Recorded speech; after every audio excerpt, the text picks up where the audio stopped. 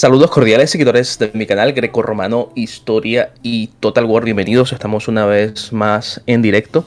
En esta ocasión con un invitado, con Cronos. Va a ser un directo un poco especial porque no van a salir nuestras caras, pero vamos a estar aquí hablando de varios temas. ¿Qué tal, Cronos? ¿Cómo estás?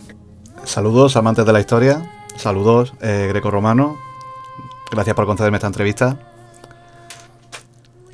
Y bueno, De sí, nada, estoy el bien. placer es mío. Sí, eso te iba a preguntar, ¿cómo estás? Pues estoy bien, la verdad que vamos para adelante y bien, con alegría. Qué bueno, sí. Bueno, voy a comenzar como hago muchas veces con varios invitados que he tenido acá y me gustaría saber cómo fue que comenzó tu amor por la historia. Pues mi amor por la historia verdaderamente viene de largo, viene desde mi infancia, como muchos, supongo que muchos divulgadores, ¿no? Y aficionados a la historia en general, ¿no? Tendrán. Y viene desde, pues digamos, si tenemos que poner una edad, ¿no? En números, pues desde los 8 o 9 añitos, que veía los dibujos, ¿no? Me acuerdo de ver, bueno, voy a contar aquí algo de batallita, pero bueno, espero que no importune a nadie, pero me acuerdo de ver, por ejemplo, los dibujitos estos de Érase una vez la historia, eran franceses, ahora mismo no me acuerdo el autor, el nombre del director, ¿no? Del autor. Pero bueno, desde ahí empezó, digamos, mi amor a la historia, a la historia y la prehistoria, porque siempre, también soy muy aficionado, y era más que ahora, pero bueno, a la prehistoria. Y me gustaban mucho, por ejemplo, los dinosaurios, la paleontología. De hecho, soñaba siempre con el tema de la arqueología, ¿no?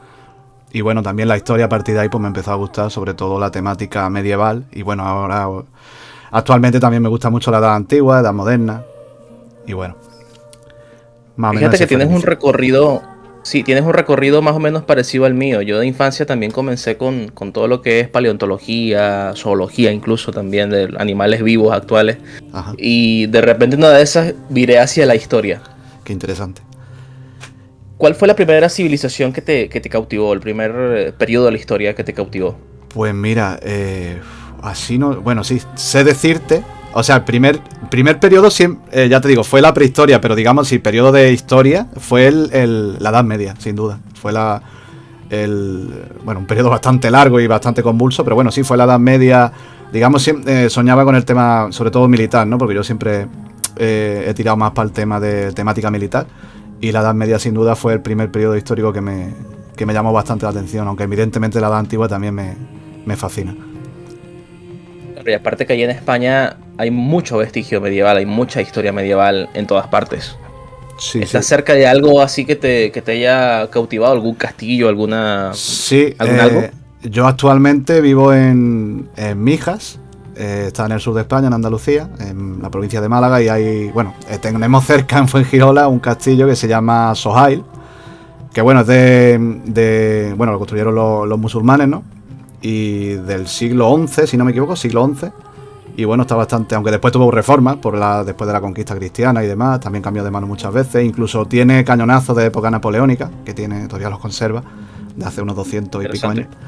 Y bueno, y bueno, no es un gran castillo, pero bueno, es uno de los vestigios que tengo aquí más cerca. Bueno, en Málaga lo que más hay es el tema en mi provincia, lo que más hay son vestigios fenicios, sobre todo, fenicios, púnicos, romanos también, tenemos un teatro bastante bien conservado, romano, y bueno, sí que hay vestigios, digamos, históricos, ¿no? De las civilizaciones que han Claro pasado que por aquí. sí, el Mediterráneo y España, que es una de las joyas del Mediterráneo, es el mar de las culturas. Y por allí han pasado una infinidad de pueblos e imperios desde hace mucho tiempo atrás. Bueno, yo Exacto. conocí tu canal precisamente por el tema romano. Sí. El tema romano. Te podría hacer una pregunta así también como fija y obligada a todos los que nos gusta Roma.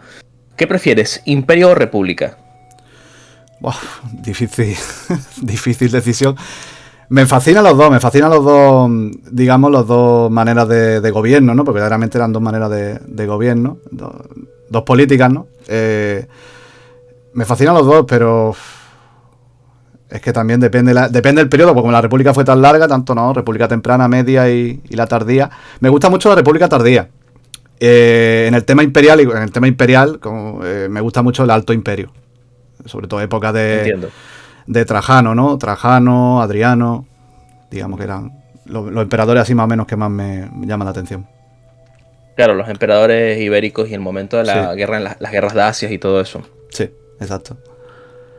¿Tienes un personaje de la historia romana preferido, De, aparte histo- de Trajano o Trajano mismo? de historia romana, Trajano me fascina. También me gusta mucho Julio César.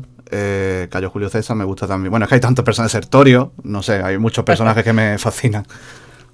Sí, sí. Sertorio es un personaje muy interesante porque fíjate que quería ser como una especie de república romana íbera, Exacto. romano-íbera, una cosa así. Exacto, lo que intentó fue digamos, con los nativos hispanos, ¿no? Hispanos romanos. Bueno, algunos de ellos todavía no eran ni hispanos romanos porque todavía no estaban bien aculturizados en la cultura romana, eran Sí. íberos y celtas, ¿no? Celtíberos.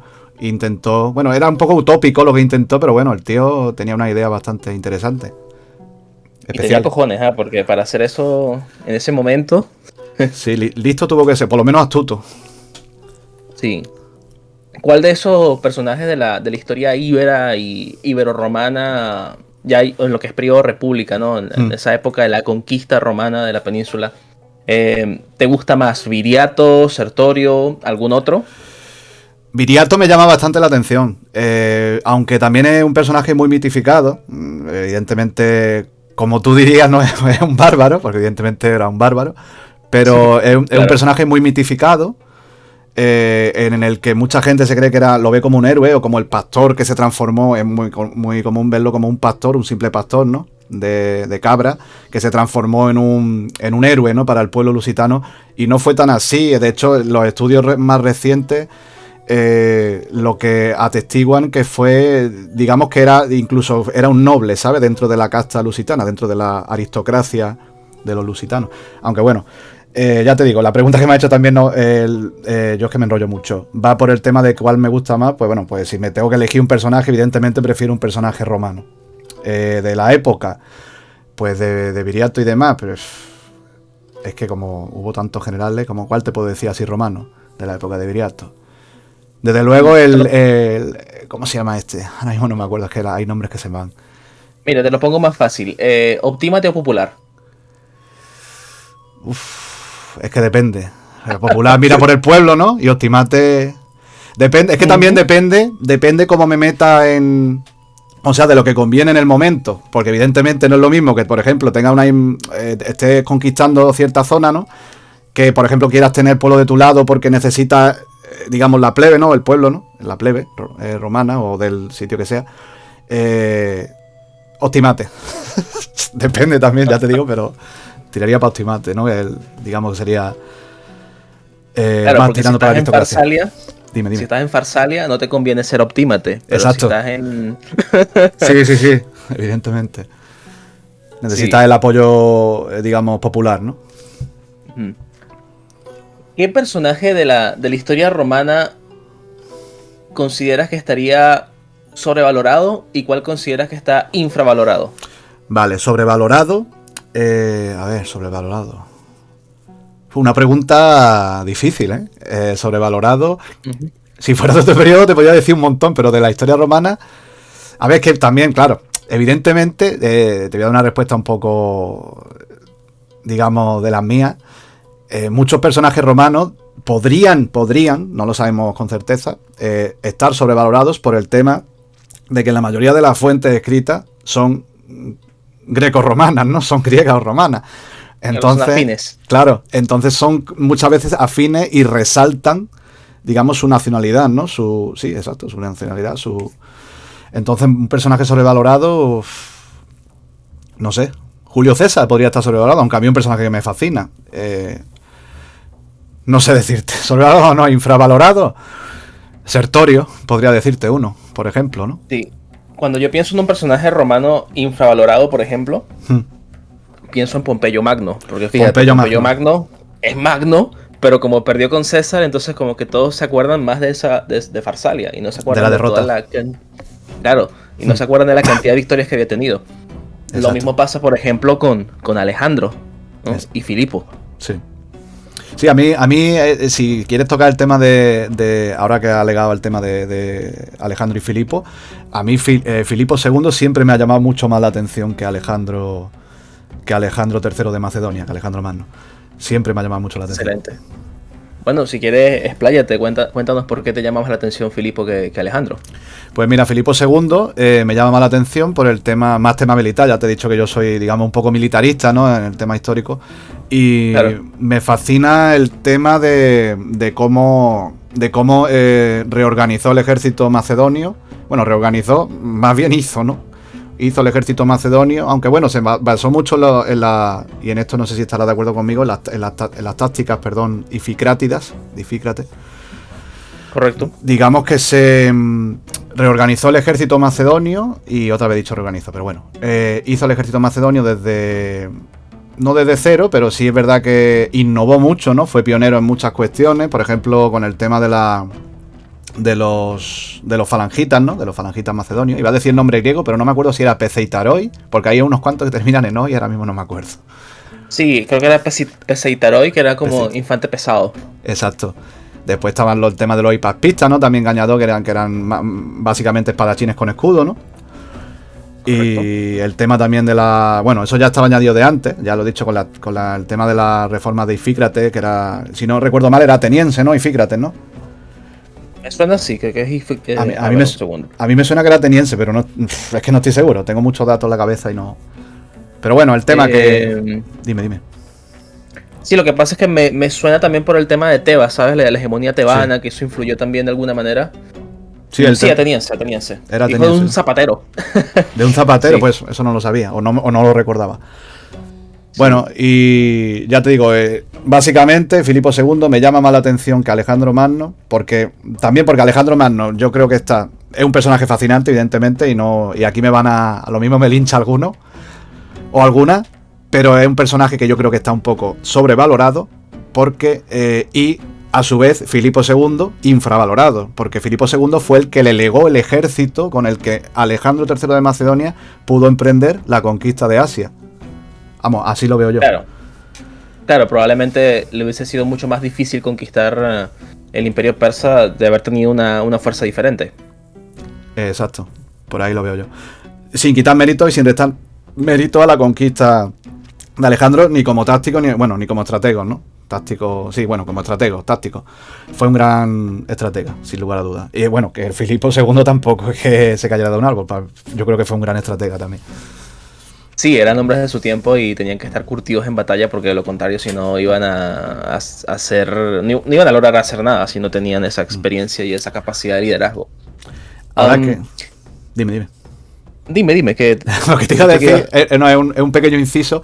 Ahora que siempre que hablamos de los temas de infravalorar a un personaje histórico o sobrevalorar, recuerdo el tema de las películas, el tema de la película, que es una película me parece muy buena, por lo menos a mí, hay gente que no está de acuerdo, pero bueno, tiene que haber de todo. La de Alejandro Magno, de Colin Farrell era el protagonista, ¿no? Colin Farrell, me parece que se llamaba. Sí, creo que sí, que le pintaron el pelo. Exacto, pues me parece que es una buena película, pero hombre, creo que le hace poco honor a la vida, porque faltarían muchos datos, aunque tampoco en una película para meterlo, yo creo que tendrían que hacer una serie más o menos como la del Señor de los Anillos, una saga, porque vamos. Pero bueno, con la de historia que tienes para contar, de Alejandro Magno y también de Filipo. Pero en esa película lo que voy es que a Filipo II creo que lo ponen un poco como un ogro. Lo ponen un poco como siempre estaba con mujeres, es verdad que era mujeriego, eso está históricamente, por lo menos, según los autores, ¿no? Los cronistas de la época, pues está ahí atestiguado. También como un borracho, lo ponen como un borracho, un mujeriego, que es verdad, lo era, pero es como que se le resta el mérito de haber construido ese ejército, también de las guerras que tan satisfactoriamente luchó contra. Bueno, también diplomáticamente, no solo guerra, digamos, o sea, no solo tema militar, ¿no? Que también fue un buen... muy difícil para Filipo. Exacto, con la Grecia continental.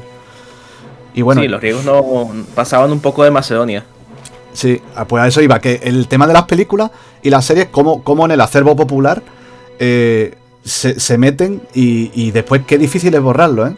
Para el tema de los que divulgamos, como hacemos tú y yo, los que divulgamos historias, qué difícil para nosotros modificar ese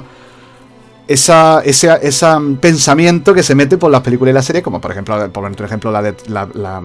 las películas de 300, que bueno, ya sabemos todo que se basa en un cómic de Frank Miller, la película de Alejandro Magno, otras películas, ¿no? Por ejemplo, la de las cruzadas, esa no me acuerdo ahora cómo se llama, que esa también mitifica mucho. Reino de los Cielos. Esa es para echarle de comer aparte. La de Braveheart, por ejemplo, ¿no? De William Wallace, esa también tiene tela. Es un desastre. Esa es históricamente un desastre, pero bueno. Sí, sí. Aparte que te ponen a los escoceses como si fueran bárbaros, ¿no? Sí, de tribu, que eran tribales. Sí, bárbaros, casi tribales. Como que fueran celtas de la época de Claudio. Exacto, como pistos, escotos del siglo, yo qué sé, del siglo III, siglo IV. Parece que están saltando el muro de Adriano todavía. Ajá, exactamente. Es una buena pregunta, fíjate. De todas las batallas del cine, ¿cuál crees tú que son de las mejores representadas y cuáles de las peores? Imaginamos ya que la de Sterling es un desastre, ¿no? Esa descartada. Cuéntame, a ver qué te parece. De las que he visto en cine. A ver, te voy a decir. No, pero te refieres a tema histórico, ¿no? Porque si no me voy a ir por otro lado. Vale, tema histórico, porque te iba a decir la del Señor de los Anillos, me fascinan, pero vale, vamos ya a la del tema histórico. Ya hablaremos de eso más adelante. Sí, bueno, sin problema. El tema histórico que me parezca más fascinante de batalla. Me gustó mucho la de Gaugamela, de Alejandro Magno, por ponerte un ejemplo, me encantó, aunque la veo muy triste, o sea, te quedas como con ganas, por lo menos a mí me pasó, no sé si a ti, que te quedas con ganas de más. Te quedas con ganas de más. También puede ser. Y luego la del río Hidaspes no, como que no hace justicia. La del río Hidaspes es muy peliculera, o sea, en el sentido de cuando ponen también el filtro ese de la sangre y sale ya el elefante del ¿cómo se llama? El rey Poros, ¿no? El rey Poros, el indio. Sí. Y sale ya lo del caballo de Bucéfalo, que también lo ponen como demasiado, no sé, le dan como demasiada importancia. Bueno, evidentemente es un gusto personal mío, pero no me llama tanto la atención la del río Hidaspes y la de Gaugamela me parece muy buena, por lo menos al principio. Date cuenta, la pregunta que ha hecho, que por cierto es buenísima, lo difícil que es encontrar una batalla que, digamos, históricamente sea acertada en el cine. Muy difícil. Es complicado. Y según perdón. Según dijo una vez Hugo Tester, que es un youtuber enorme de Total War, sí. Una de las mejores, en cuanto a mejores representaciones de asedio, era la del Reino de los Cielos, Cruzada Reino de los Cielos, donde aparece Legolas ahí como cruzado. a mí que yo recuerde, ese que por cierto es Orlando Bloom, ¿no? Si no me equivoco. Sí. Pues ese hacía de Valiant de Ibelin, ¿no? Uno de los que por cierto, Valiant de Ibelin, históricamente, para el que lo sepa, bueno, y para el que no lo sepa también, se lo digo ya desde ya, si me da con el debido respeto y permiso, no era así como aparece en esa película. O sea, no hizo todo eso, no tiene nada que ver. Y el que quiera que se documente, porque no va la cosa por ahí. Pero bueno, el tema que a mí... Bueno, en ese tema no estoy de acuerdo. Para mí el asedio no me parece que esté bien representado históricamente. Me gusta cuando aparece, por ejemplo, el rey leproso, que era Balduino IV, si no me equivoco, y aparecen los cruzados detrás y demás.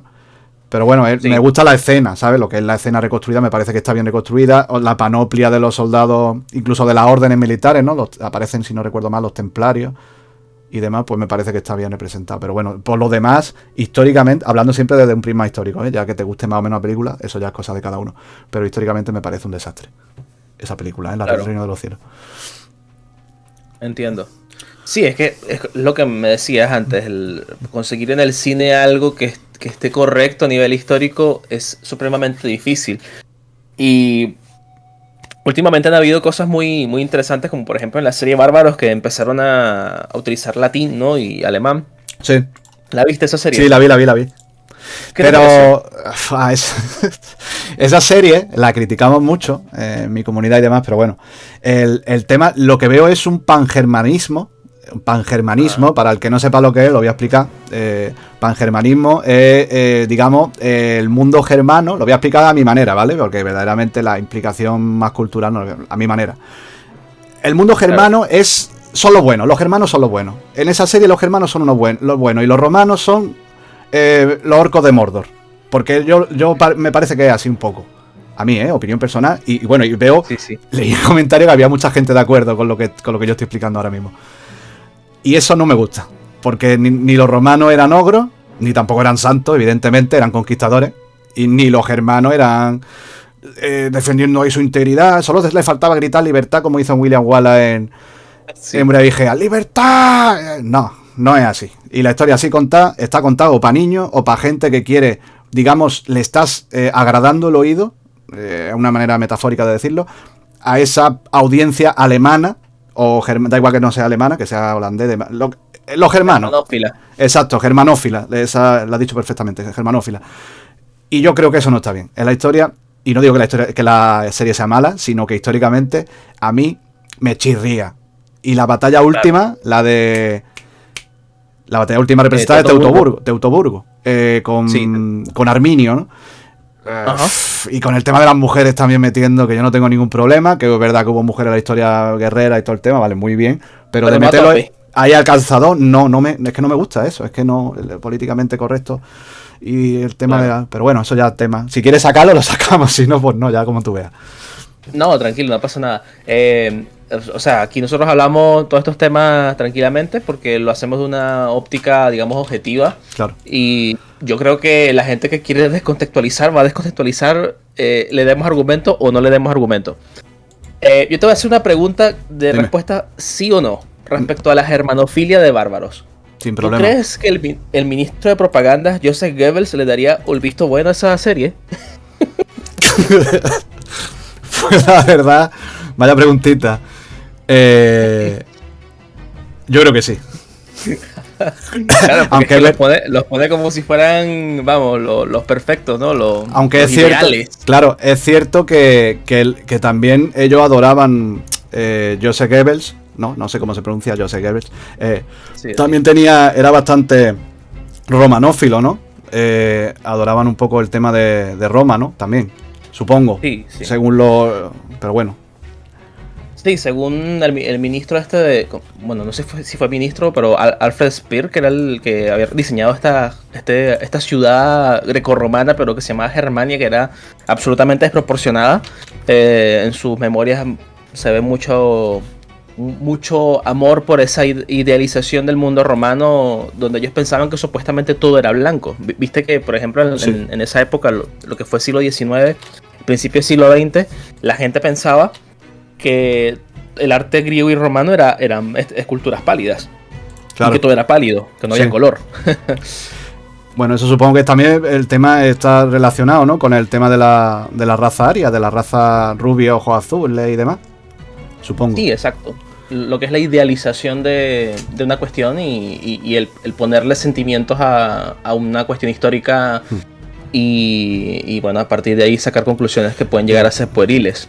Sí, eso hemos hablado mucho nosotros, el tema de los anacronismos, ¿no? Y ahí tela, ¿no? Con el mundo antiguo y también con el mundo más reciente. Sí, por desgracia sí. Yo siempre extrapolo, voy a hablar un poquito de una de mis aficiones que evidentemente, bueno, los que ya me conocéis lo sabréis y los que no me conocéis os lo digo ahora, es el tema de la historia de España, ¿no? Evidentemente soy español, me gusta la historia de España y divulgo sobre la historia de España, y es que en el Imperio Español eso no existía porque había un mestizaje.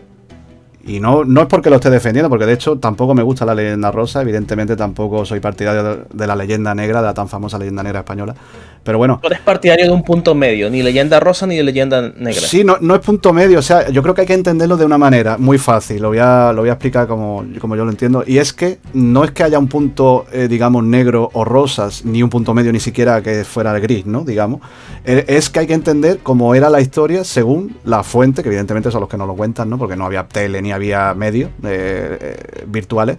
Entonces, la fuente nos lo cuenta. Evidentemente también hay fuentes que se las traen, ya si quiere hablamos de Bartolomé de las Casas y demás. Bueno, digamos fuentes que también propagaban esa leyenda. Pero bueno, la fuente objetiva, que hay que, si contrastas fuentes y demás, siempre te vas dando cuenta poco a poco. Hablan de un mestizaje racial, porque ahora que estamos hablando del tema racial, ¿no? Y es que un indio de América se consideraba un español de América. Un indio, cuando digo un indio no lo digo ni mucho menos en tema despectivo, lo digo por los americanos. Bueno, tú mismo eres americano, hispanoamericano, y no es que se esté, digamos, denigrando al indio de América, sino que se está aculturizando, porque evidentemente eran conquistadores, o evangelizando, pero tampoco quiero hablar del tema religión, porque ya sé que es un tema que siempre crispa. Yo no soy una persona religiosa, pero sí quiero hablar del tema que evidentemente siempre van juntos, ¿no? El tema de la conquista, la evangelización. Por eso, tanto muchos historiadores, como yo mismo también, que yo no soy historiador, soy divulgador, coincidimos con el tema de que España, el Imperio Español, fue la Roma de América, porque Roma, haciendo un análisis, ¿no?, ya del mundo antiguo, incluso del mundo, digamos, de la edad, bueno, llaman edad oscura, pero bueno, era el mundo antiguo todavía, seguía siendo Roma, y Roma era un imperio, aparte, evidentemente, conquistador, no iba dando rosas ni besando a nadie, mataba, violaba, esclavizaba, como todos los imperios antes que ellos y como muchos imperios después que ellos, ¿no?, evidentemente, pero también legaban, a día de hoy, claro, legaban un legado cultural, racial, porque tú, si tú, vamos a hablar claro, si tú eres negro, por ejemplo, eres un nubio, ¿vale? Imagínate que eres un nubio y vives en una zona, aunque para Nubia no se metieron mucho los romanos, pero sí hicieron expediciones. Bueno, vamos a decir una zona de bereber, ¿vale? De los númidas, ¿vale? Zona del actual, vamos a decir, el actual Argelia. Pues si tú vives en una provincia romana, ¿no? Por ejemplo, la Tingitania, si no recuerdo mal, era una de las zonas de una de las provincias. Sí. Y tú eres númida y tú vives ahí, y cuando ya el imperio, evidentemente hubo parte, porque la república no era ciudadano romano de pleno derecho, y si no recuerdo mal, no sé si tú sabes, tú que estás más puesto en el tema este, en qué época un tingitano, digamos una persona que vivía allí, que era evidentemente era nativo y tenía la piel oscura, pudo ser reconocido como ciudadano romano de pleno derecho. No lo sé si fue el siglo I después de Cristo, si fue el siglo II, pero sí sé que hubo unas leyes, no recuerdo bien exactamente, pero sí sé que hubo unas leyes integradoras, son leyes integradoras que no tuvieron todos los imperios de la historia, que es a lo que voy, que únicamente conozco yo dos imperios, que seguramente hubo alguno más, pero ahora mismo no caigo, pero los dos que yo conozco a lo que voy es el Imperio Romano y el Imperio Español. Y antes. Claro, y entre medio los helenísticos también. Exacto, y con comillas. Claro, es que el tema de los helenos, claro, yo sé que tú eres muy, digamos, el helenista, no prolerista, es que no sé cómo se. Sí.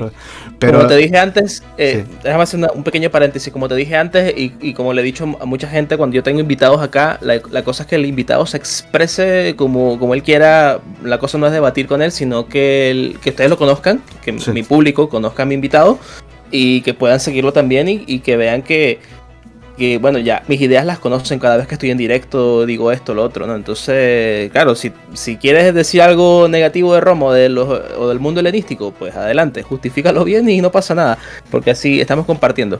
De acuerdo, vale, me alegra.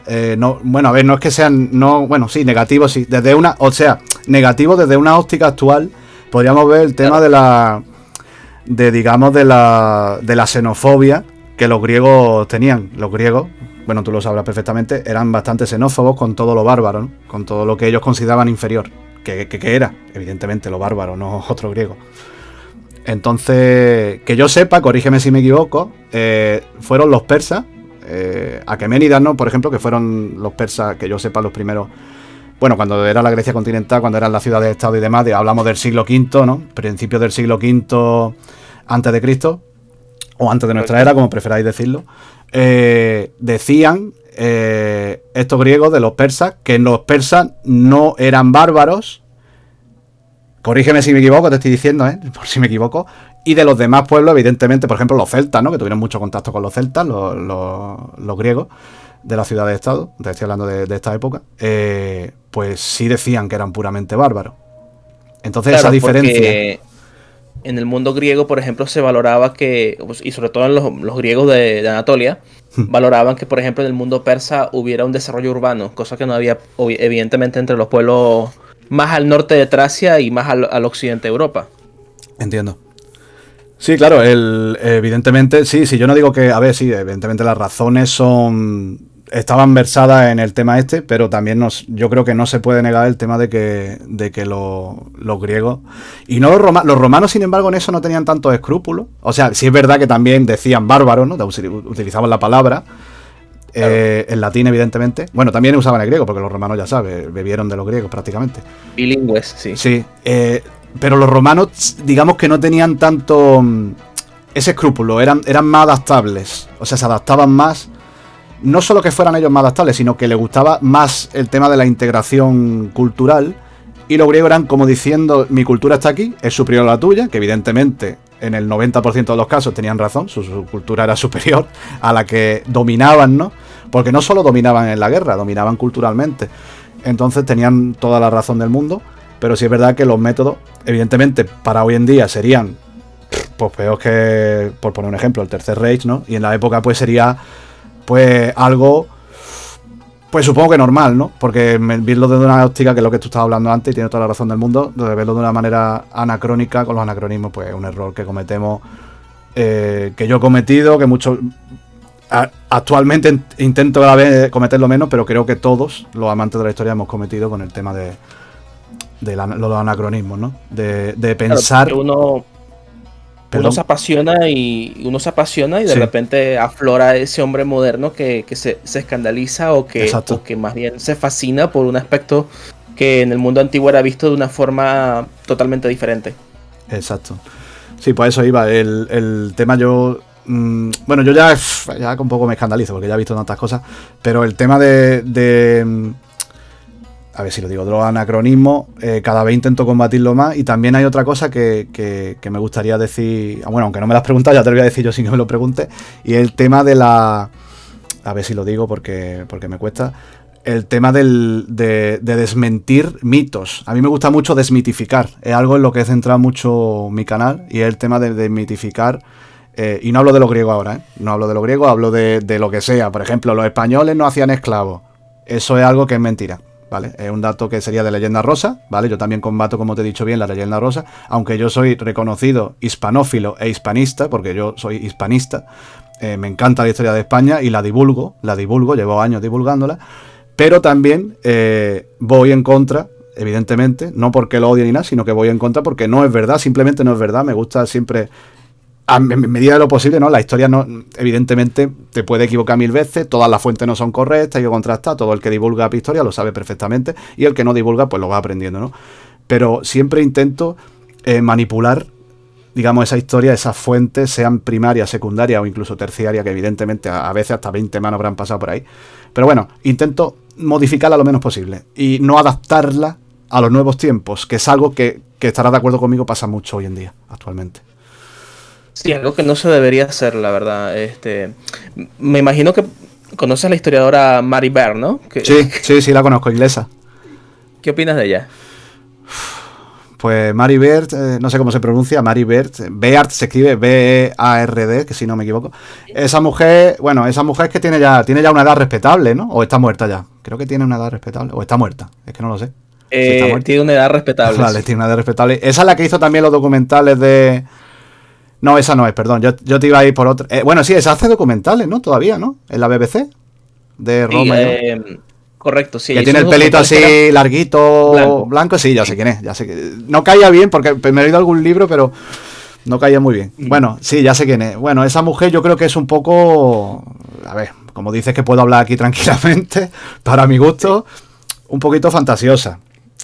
Con el tema de también habla, si no recuerdo mal, habló también del tema de la historia de, no sé por qué se mete en camisa de once varas, cuando esa mujer es experta, si no me equivoco, en el tema de Roma, ¿no? Porque siempre habla de Roma en muchos libros y en documentales. Pues se metió un poquito en camisa de once varas hablando del tema de la conquista de América, de la conquista española de América, evidentemente. Y habló, pues lo que hizo fue decir que lo de siempre, ¿no? Que dicen muchos ingleses, que hay de todo, porque hay muchos ingleses que incluso son hispanistas también, que si quiere después digo nombre, al que le interese. Bueno, esta mujer, Mary Beard, o no sé cómo se pronuncia, dijo que los conquistadores vinieron a saquear, violar, no sé. Pero a mí me hace gracia, ya te digo, lo que hemos estado hablando hasta ahora, que diga eso de los españoles y sin embargo no lo diga de Roma, de los romanos, cuando los romanos también conquistaban. O los romanos llegaban dando besitos y echando flores por el culo. Pues no. O de los mismos ingleses. Es que me hace gracia que una inglesa diga eso de los españoles. Es verdad, estoy extrapolando la Roma, pero no, vamos a extrapolar, porque como ella habla mucho de Roma, vamos a extrapolarlo a la historia inglesa. Que yo, también tengo que decirlo para el que me conozca, yo no tengo nada en contra de los ingleses ni de la historia inglesa. De hecho, tengo vídeo hablando de la historia de Inglaterra, me parece una historia fascinante. Sí. Pero lo que no me parece fascinante es la manipulación histórica y de no todos los historiadores, de algunos, que hacen. Esta es un ejemplo para mí, Mary Beard, digamos que no es mucho de mi agrado, no es que la odie ni nada, de hecho he visto algo suyo y he leído, pero no comparto su visión. No sé si es una visión digamos, con intenciones, o es una visión de habla así de la... Bueno, yo pongo la historia de España porque es de lo que más me chocó, ¿no? Claro. Porque tiene alguna... Le pagan, es que no sé cómo va el tema, pero no es algo que me llame, ¿no? Y bueno, ya te he dado mi opinión sobre esta mujer, no me llama mucho. Sí, bueno, yo sí la tengo un poco... Yo sí la veía mucho antes cuando hacía sus documentales, que estaban muy bien. Pero por ahí me acuerdo que salió un artículo en un periódico chileno. Sí. Que, bueno, básicamente lo que hacen es copiar artículos de diarios más importantes. Me imagino que lo han sacado a la BBC. Ella fue la que dijo que Homero era machista. Imagínate el anacronismo. O sea... A ver, Homero a ver, pero es que... Claro, es que en la época... pero en la época, ¿qué hombre no era machista? O sea, ¿qué hombre griego no era machista? A ver, machista sí, pero no como se entiende hoy día. En esa época... No, y griego y en el mundo entero. Claro, es que en esa época, claro, a ver, Homero, machista. Pero es que en la época, o sea, ahora sería un machista que no vea. Increíble, ¿no? Pero en la época era algo normal, es que el hombre estaba por encima de la mujer, simplemente, en la cultura grecorromana. Claro, es justamente, chicos, y Cronos, eso es lo que estamos hablando. Es un anacronismo gordísimo. ¿Por qué? Claro. Porque es que, claro, la mentalidad contemporánea ha pasado por determinados procesos históricos que ha llegado a entender que determinadas conductas pueden definirse bajo ese apelativo, pero que evidentemente no podemos achacar ese pensamiento o ese nivel de conciencia o ese concepto a un pueblo que vivió hace milenios. Exacto. Es que no puedo añadir nada más porque pienso exactamente lo mismo. En este punto coincidimos totalmente. Sí, y forma parte de todo lo que estamos hablando, ¿no? De lo que son las leyendas negras, leyendas rosas, y también lo de adecuarse a un nuevo discurso porque vende y básicamente te falsean la historia o te la presentan de una manera incorrecta. Claro. Sí, pero tú, o sea, yo a veces pienso que te la presenta de una manera incorrecta, pero porque hay yo creo que hay unos intereses detrás de políticos actuales, algo que es muy malo, pero también pasa en España. No sé, en Hispanoamérica también tengo certeza de que pasa, pero bueno, tampoco quiero meterme en temas políticos. Solo te voy a decir lo que pienso de que pasa con el tema de que esa propaganda sirve a unos intereses políticos de X país. No voy a decir si es Reino Unido o España o tal, o es Chile, me da igual el país que sea, pero sirve a un sector político poderoso en ese momento, es lo que yo veo, y es algo que nos perjudica, y quiero dejarlo claro, que esto sí creo que coincidirás conmigo, creo que nos perjudica a todos los amantes de la historia. Eso nos perjudica a todos. Sí, nos perjudica a todos, porque si tú, por ejemplo, estás haciendo una defensa de un personaje, no sé, porque te gusta mucho, te pueden achacar una conducta o un concepto que infligió dicho personaje, ¿no? Equivocado. Entonces ahí viene, claro, porque lamentablemente algunos tenemos un coeficiente intelectual alto, muchos no tanto, ¿no? Entonces ahí es donde responde la visceralidad y la emocionalidad que le ponen muchos a todos estos temas que son tan problemáticos hoy en día. Y claro, estoy completamente de acuerdo contigo. Básicamente las leyendas negras, no solamente contra España, sino también contra otros procesos de la historia, obedecen a un discurso, una narrativa que está acomodada a un poder o un statu quo. Por lo menos la leyenda negra contra el Imperio Español está acomodada acá a la narrativa de todas las oligarquías que han venido gobernando estos países desde que se, entre comillas, independizaron. Sí, desde que se arruinaron, vamos. Sí, bueno. Sí, la verdad que es así. Desde que dejaron de ser virreinatos y capitanías generales y bueno, toda una cantidad de cosas, ¿no? ¿Qué te voy a contar que no sepas del tema? Sabrás mucho más que yo del tema. Sí, de lo que se ha vivido acá. Tú has tenido en tu canal a Patricio Lons, ¿no? Que es un gran defensor de todo lo que es la historia del virreinato, bueno, de los virreinatos y del Imperio Español. Sí, lo tuve, bueno, solo una vez. Ojalá lo hubiera tenido más veces. Es un hombre bastante ocupado. Y bueno, debo decir que lo tuve, pero que ve los vídeos.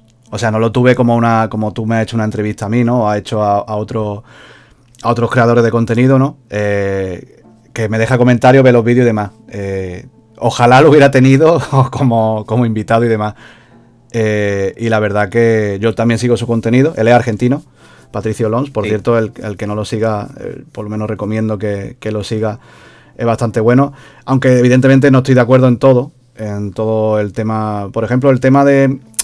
voy a hablar, si no te importa, del tema, voy a meter un poquito de tema religioso. No me voy a meter en religión como tal, hablando de si catolicismo y tal, pero yo creo que la hispanidad, que es algo que yo he entrado en muchos foros de hispanos y demás y lo he preguntado, que yo creo que para ser, digamos, hispanófilo o amante de la hispanidad, no hace falta ser católico, no hace falta ser, o sea, no te perjudica ser, imagínate que eres protestante, ¿no? Por lo que sea, ¿no? Que eres protestante.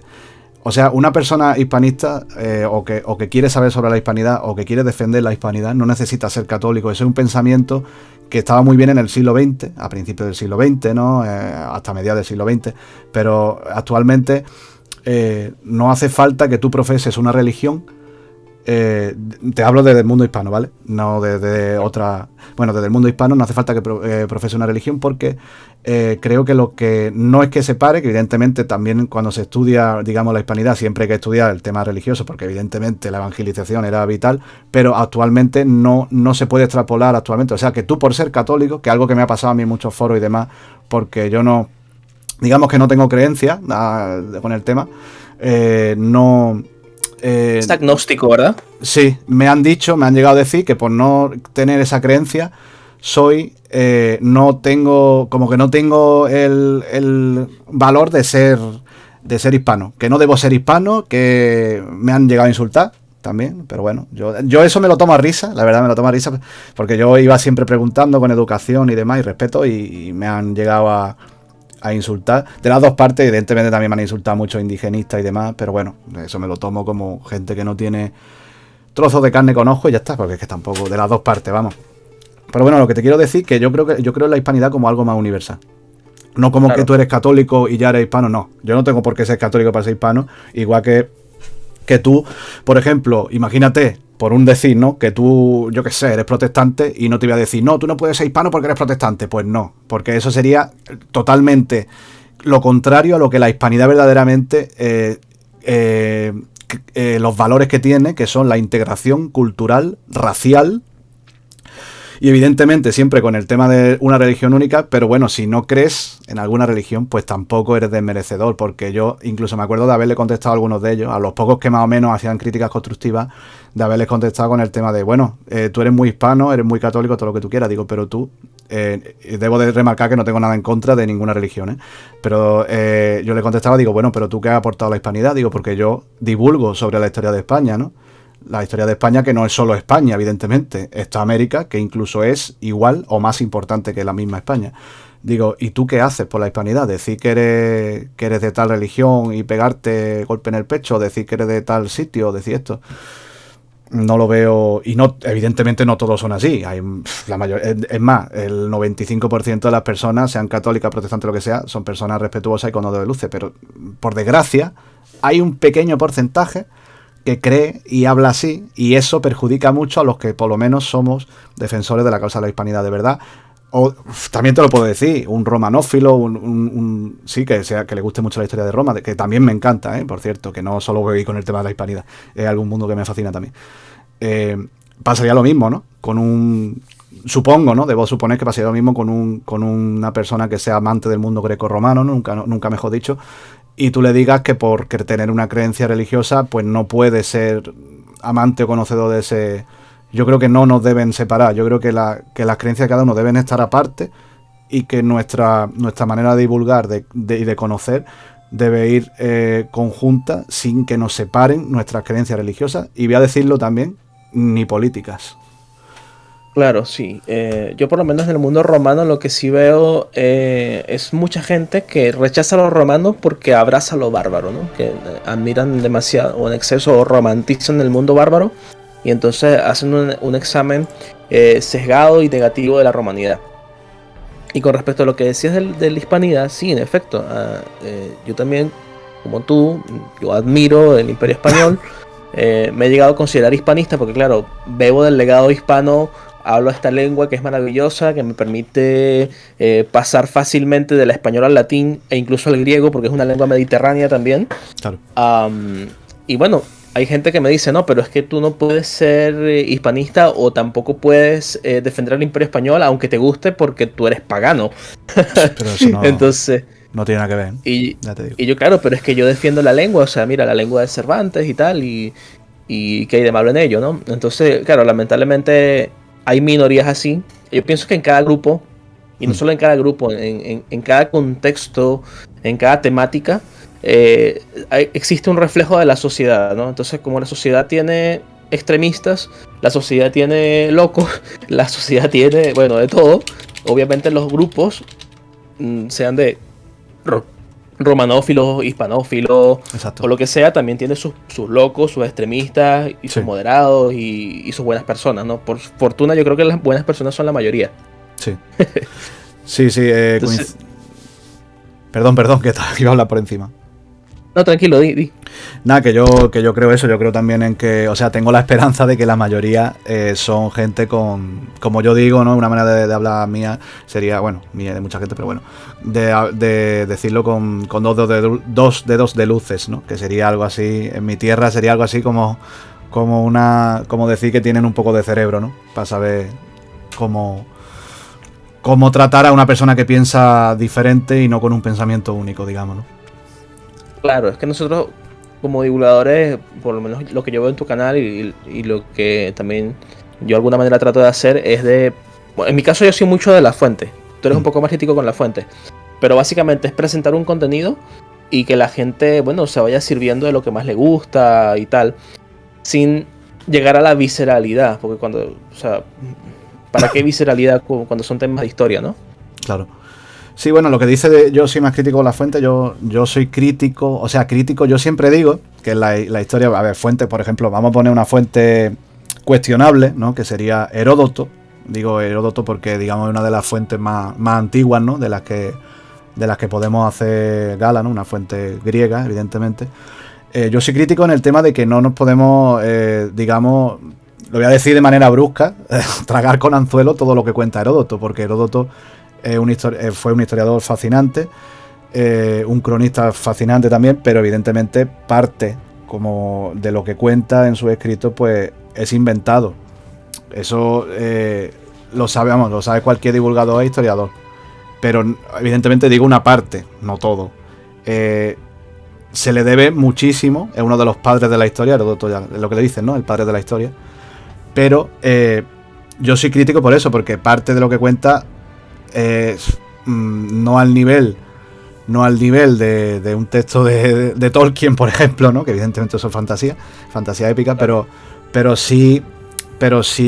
no se puede, por ejemplo, los comentarios, por ejemplo, de Belo Gálico, ¿no? De las campañas de Julio César en la Galia, no se podrían comparar en calidad, digamos, historia, que evidentemente tendrá seguramente alguna licencia porque han pasado por muchas manos, porque aunque eso haya sido escrito por Julio César, supuestamente de puño y letra, no sé si tendría un escriba ahí escribiendo al momento o él redactando, no lo sé. Pero Claro, dictando. dictando, perdón, he dicho redactando. Pero digamos que tiene más fiabilidad histórica, ¿no? Rigurosidad histórica que, por ejemplo, los textos de Heródoto, que es, aparte de que es una época muy anterior, que son unos 5 siglos, ¿no? O algo menos, casi unos 5 siglos bueno, algo menos, unos 4 siglos, Sí, vamos a poner algo 4 menos. Unos 4 siglos algo. claro, unos 4 siglos y algo, de fuentes y pasando una detrás de otra, fuentes griegas, fuentes romanas, bueno, sí, y hasta fuentes medievales, y todo eso, digamos, modificado a veces al antojo o a los gustos de los legisladores, iba a decir, de los escribas, ¿no? Vamos a decir la palabra escriba, que sería más o menos correcta, que lo contaban, ¿no? Que lo escribían. Por eso mismo, los textos de Heródoto no se pueden... Pongo un ejemplo con Heródoto, ¿eh? Podría ser otro personaje, no tiene por qué ser un griego, podría ser, yo qué sé, podría ser... ¿Cómo te digo ahora mismo? Pues bueno, si nos vamos más atrás, podríamos... las crónicas de la batalla, vamos a irnos mucho más para atrás, que es un vídeo que yo hice hace muchos años ya, de la batalla de Kadesh. La batalla de Kadesh, que ni siquiera me acordaba el nombre, que por cierto fue la primera batalla en la que se hizo una leyenda un poco negra sobre los hititas, porque fue una victoria, o sea, hubo una publicidad muy, muy grande para Ramsés II, para el faraón egipcio Ramsés II. Hubo una publicidad que le beneficiaba al imperio egipcio, ¿no? Al imperio nuevo, ¿no? Si no recuerdo mal, ese era el imperio nuevo. Correcto, imperio nuevo. 19ª dinastía. Pues yo la dinastía no me acordaba, tú es que está más puesto. Yo me acuerdo de que era el imperio nuevo. Y sí. bueno, ¿tú crees que ganó Ramsés o ganó... yo creo... El hitita, no me acuerdo. El hitita es... Mira que dije el nombre. Muwatalli. Muwatalli primero. Lo que pasa es que el nombre se escribe de una manera con 2 T y bueno, es un poquito... Pero bueno, sí, Muwatalli primero era. No, te iba a decir otro nombre.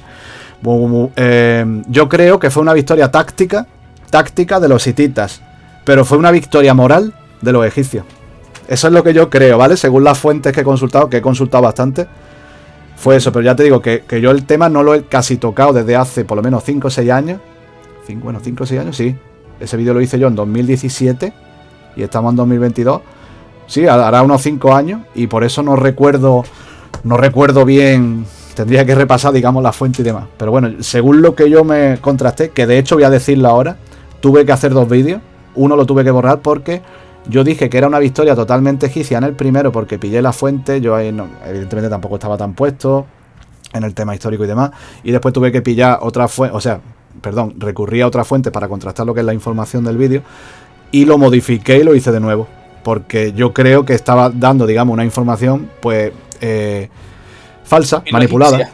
Sí, filogicia, exacto, una información filogicia que a mí no, bueno, me parece evidentemente una civilización fascinante, pero no es mi favorita, pero me parece fascinante. De hecho, me gustan más los hititas. Yo sí sería más pro hititas, no soy tampoco pro hititas, pero y no tengo ningún vídeo de los hititas, quitando ese, pero me encantan los hititas. No sé, tienen algo que me llaman bastante. Sí, bueno, es el primer imperio indoeuropeo oriental, ¿no? Y en Anatolia, muy militarista. Muy sí, muy militarista. Por eso me gusta. Y tenía una cosa. Fíjate que hace poco estaba leyendo un libro acerca de religión romana y aparecía eso, o sea, lo mismo que hacían los romanos del interpretatio, de decir, mira, estos tienen este dios, este es Júpiter o este es Mercurio, pero de este pueblo. Eso lo hacían los hititas. O sea, iban conquistando cosas, facciones o culturas y adoptaban los dioses de estos pueblos. Sí, eran un poco como Roma, ¿no? Con el tema de los dioses griegos, ¿no?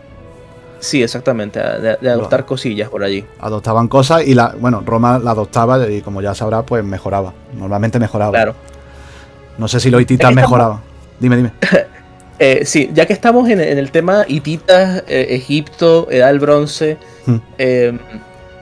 ¿cuál sería esa verdad que hay atrás del mito de Troya, ¿no? Troya, los pueblos del mar, este tema. Me imagino que te habrán preguntado muchas veces.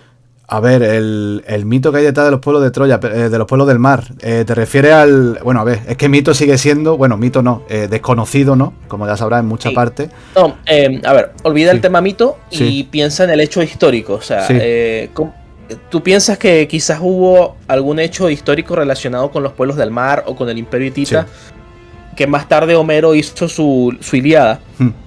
Su Odisea. Sí, evidentemente yo pienso que, pienso y aparte eso sí está registrado tanto en esquelas como en hallazgos arqueológicos, en textos evidentemente, aunque mucho se perdió por desgracia, pero hay hallazgos arqueológicos, hay estelas por ejemplo del Imperio Nuevo de los egipcios, ¿no?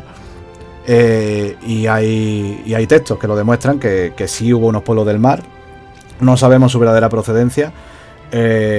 Yo tengo mis propias conclusiones es un tema que consulté bastante. También debo decir que hace años que no lo repaso, ¿no? Así que estoy un poco perdido, pero... Ya dice por acá, dice histórico, las invasiones del Mediterráneo, pueblos del mar, 2 años, un video tuyo. 2 años hace. Pues mira, yo me creía que hacía 3. ¿No era 2018? Sino 2018. Bueno, si estamos en 2022, 2020 era, ¿no? 2 años. Pues 2020, pues yo me diría que era 2018. Pues mira cómo tengo la cabeza. Pues gracias por recordármelo. ¿Cómo se llama el que lo ha dicho? Tu video se llama Histórico, los invasores del Mediterráneo. Vale, no. Del mar. Me pensaba que era un espectador que lo había dicho. Que me pensaba que era un espectador que había dicho eso. Eres tú que lo has mirado, vale. Iba a decir, bueno, gracias al que lo iba a decir. Bueno, pues nada, que sí, yo me creía que lo había hecho hace más tiempo, en 2018. Bueno, pues el tema de los pueblos del mar, yo pienso que sí, que evidentemente sí se dio, que fueron unas invasiones, pero no solo unas invasiones, también hubo una serie de, digamos, de eventos naturales, catástrofes naturales, ¿no? Como pueden ser maremotos, lo sé que se sabe del volcán de Cera, ¿no? De Tera, supongo que se dice. Santorini. El actual Santorini en Creta, ¿no? Y bueno, Cerca de Creta, muy cerquita. cerca de Creta, sí, perdón. Y bueno, sí, que hubo una serie de desastres naturales unidos a unas invasiones de pueblos que por alguna razón, puede ser que por incluso esos mismos... Puede ser un desplazamiento de unos pueblos que se empujan a otros, como pasó, por ejemplo, en la invasión de los hunos, ¿no? Ya en el Bajo Imperio Romano, en los últimos estertores, ¿no? Y lo mismo que pasó con, bueno, algo parecido, que también hubo, por cierto, coincide, da la casualidad de que también hubo catástrofes naturales, ¿no? Como hubo la pequeña edad de hielo que hubo, ¿no? Hubo una pequeña edad de hielo, si no me equivoco, en esa... Correcto. Cuando Atila empezó a invadir lo que sería la parte oriental de la actual Europa, ¿no? Que en esa época, pues evidentemente, era el Imperio Romano de Occidente y Oriente. Que sí, aparentemente una edad de hielo, una microedad de hielo hizo que se hicieran básicamente inhabitables todos los territorios más al norte y que no tuvieran comida los animales de pastoreo que llevaban, y entonces eso llevó a estos pueblos nómadas a atacar a otros pueblos y generar como una especie de avalancha de pueblos y tribus que atacaron las fronteras de Roma. Pues puede ser que... O sea, yo creo que digamos, extrapolar el tema de las invasiones de los pueblos del mar, ¿no? Que más que unas invasiones yo los considero desplazamientos masivos, que bueno, puede decir invasiones porque claro, si está invadiendo territorio, supongo que una parte de esos pueblos, uno es que se morían de hambre básicamente y otros que simplemente iban a conquistar unas mejores tierras, ¿no? De pastoreo, lo que tú has dicho y demás. Pues extrapolarlo con el tema de las invasiones de los hunos, ¿no? De Atila. Claro, precisamente tenemos el ejemplo de un pueblo del mar que son los Pelesec, que se quedan en lo que es la franja de Gaza, sí. Y serían más adelante los filisteos. Los filisteos, los famosos filisteos, ahí en la parte de Siria, ¿no? Que está Gaza, ¿no? Gaza sí, está en la actual Siria. Y también sí. Los Pelesec, no me acuerdo de todos, pero de hecho los nombro en ese histórico, nombro algunas tribus, las pocas que se conocen, porque evidentemente habría más, y una de ellas es los filisteos, los Pelesec. Y había un montón de nombres ya. Sekelesh. Los Sardana. Los Sardana, de hecho, están... se cree que una parte de ellos formaron la cultura esta nurágica,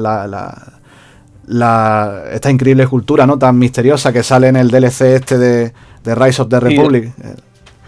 Sí, exactamente. Bien raros los nuragas, por cierto. A mí me encanta. Por cierto, voy a dar un dato con el tema de los nurágicos. Es un tema que me gustaría abordar prontamente porque es un tema fascinante y un tema que en español no encuentran nada. Que por cierto hay una película en italiano que se hizo en no sé si en Córcega o Cerdeña, una de las dos islas italianas. Y se hizo, bueno, son sardos, porque ellos actualmente se llaman sardos, ¿no? Bueno, y desde la Edad Media ya se llaman sardos. Tienen una cultura que a pesar del paso de los siglos, la modernidad y todo el tema, han conservado bastante bien con el tema de las nuragas, porque se llaman nurágicos por las nuragas, que son esas especies de torres que tienen que construyen. Y en las Baleares, en las Islas Baleares, que actualmente pertenecen a España, en esas Islas Baleares... No recuerdo si en Palma de Mallorca, otra de las, porque ya sabéis que hay unas cuantas islas, está Palma de Mallorca, Ibiza, Menorca. Sí. Pues en una de las islas se descubrieron torres muy parecidas a estas de los nurágicos. Te estoy hablando antes de la colonización púnica, ¿vale? Porque esas islas fueron colonizadas por los púnicos antes de Roma, ¿no? Antes de la llegada de Roma. Sí, de hecho Ibosín viene de Bes, un dios egipcio que adoraban los fenicios. Exacto. Ibosín. Pues se sabe, se han hallado restos arqueológicos y no hace mucho, hace pocos años, de una cultura anterior que tiene mucho en común con la cultura. También cabe remarcar que están en línea recta, digamos, están próximas a Córcega y Cerdeña, ¿no? Que era donde estaban los sardos, los pueblos estos nurágicos. y puede que tengan algo en común con estos pueblos, ¿no? Que hayan sido como migraciones y demás. Y evidentemente todo esto lo extrapolo por el tema de los pueblos del mar. Sí, es que cabe la posibilidad de que quizás hayan sido una precivilización que se extendió muchísimo por el Mediterráneo, quizás una tasalocracia. ¿Sabes qué? Hace poco, esto es algo más o menos reciente que yo estuve leyendo, en autores italianos, Sí. dicen que muy probablemente la tasalocracia micénica llegara hasta la misma, territorio que posteriormente iba a ser Roma. Sí. Y que por eso es que hay como tantas similitudes entre los mitos previos, ¿no? Los mitos itálicos, los dioses itálicos previos a la influencia griega, con los griegos. Y por lo menos fíjate, los dioses etruscos, ¿no? Que son idénticos a los dioses griegos y prácticamente luego se hermanaron las dos tradiciones. De hecho, entonces, el Mediterráneo más que una barrera es un puente que conecta pueblos. Exacto, yo también lo veo así. Yo lo veo como, el Mediterráneo lo veo como una, es que lo ha descrito perfectamente, un puente metafórico, un puente alegórico, ¿no? Que conecta todos esos pueblos tan avanzados y que tanta cultura han aportado al, son las raíces de Occidente verdaderamente. Sí. Entonces, el tema de que has dicho de los etruscos, ahora que lo dices, también he leído, pero en eso los arqueólogos difieren, arqueólogos e historiadores, evidentemente, difieren entre algunos grupos con el tema de, tú sabes que los etruscos pues estaban bastante, o sea, la cultura era un poco orientalizante. O sea, sí, se cree que hubo fenicios, no estoy hablando ya de púnicos, te hablo de fenicios, o sea, muy anteriores, te estoy hablando incluso de, a la península ibérica llegaron en el siglo X, siglo IX, antes de nuestra era, ¿no? Pues ahí en la zona del norte, ¿no? De la península, el actual norte de la península itálica, ¿no? Que sería la zona que ocupaban los etruscos, aunque también ocuparon el centro, parte del centro. Se cree que tuvieron influencia fenicia, ¿no? O de alguna cultura procedente de lo que tú has dicho antes, la Franja de Gaza, Siria. Así que a saber si los etruscos también no tienen también un componente ahí de los pueblos, de los llamados pueblos del mar, ¿no? Que sería algo bastante interesante. Se sabe que sí había una influencia que se dio de forma posterior, porque últimamente se hicieron unos estudios y se demostró que la tesis de Heródoto no es cierta, que eran orientales, porque él dice, no, vienen de Lidia. Punto para mí. Sí, punto para ti. Y la tesis de Dioniso de Halicarnaso, que decía que eran 100% itálicos, parece que ganó importancia por estudios de ADN. Entonces, había un historiador italiano llamado Massimo Pallottino, si no me equivoco, que había tratado esto en unos textos ahí recientes. Entonces, claro, la historia antigua tiene eso, ¿no? Tiene esos enigmas y tiene también esos lazos comunes. Fíjate que los etruscos tienen el hígado de Piacenza, sí. Y en Babilonia, antes de ellos, habían también cosas parecidas, ¿no? ¿Cómo es que era? Hepatomancia. Hepatomancia, exacto. Me gustaría contarte que la cultura etrusca es una de mis... No soy ni mucho menos un experto. Seguramente tú hayas tocado más recientemente temas de esta civilización, ¿no? De este pueblo. Pero es uno de los pueblos que más me llama la atención de la antigüedad, de los etruscos. Sí, lo habíamos hablado en una ocasión antes, y sí, a mí los etruscos me fascinan. Me empezaron a fascinar en 2016, que me compré un libro de un tal Alain Hus. Sí, lo conozco. Así mismo, sí. Los etruscos. Sí. Y a partir de ahí fue un no parar y querer conocer más de ellos.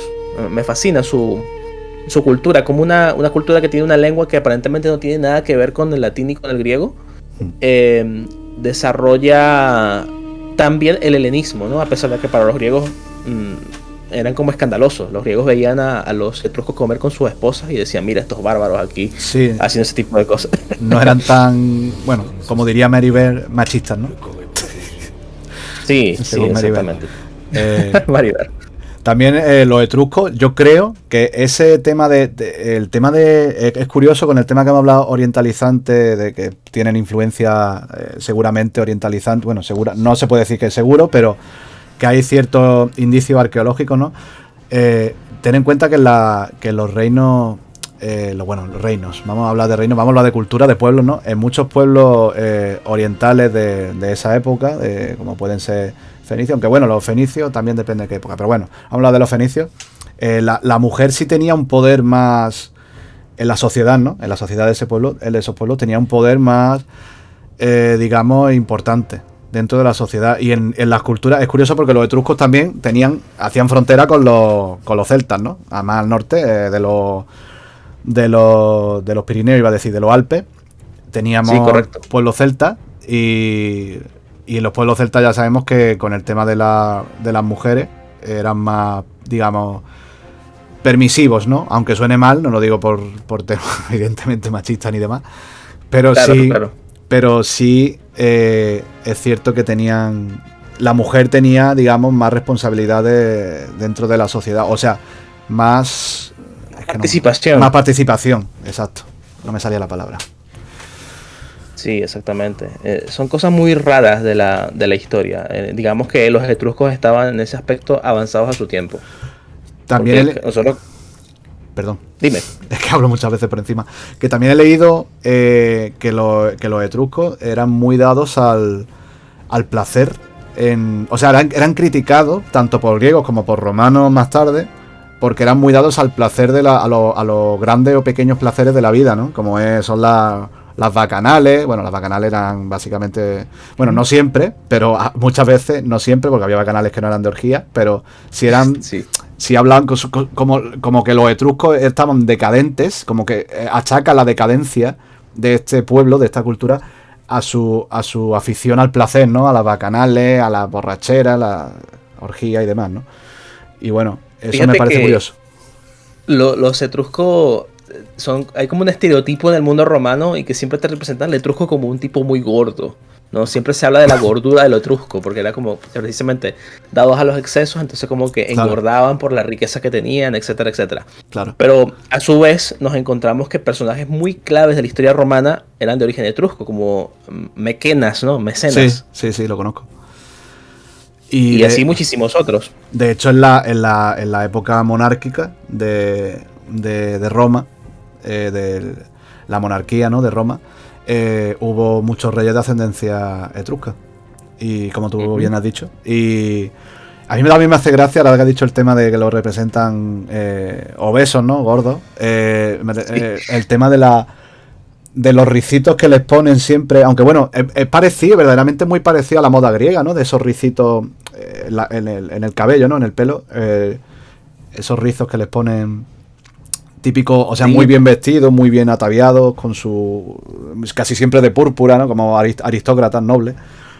Claro. Con oro, mucho oro en los dedos. En el Rome, incluso en el Rise of the Republic, lo representa. Aunque verdaderamente, según los hallazgos arqueológicos, era así, porque se ha encontrado eso. Se ha encontrado que iban a la moda, ¿no? Le gustaba mucho aparentar, ¿no? Con el tema del oro recargado. Y eso, claro, Roma, se hizo, ¿no?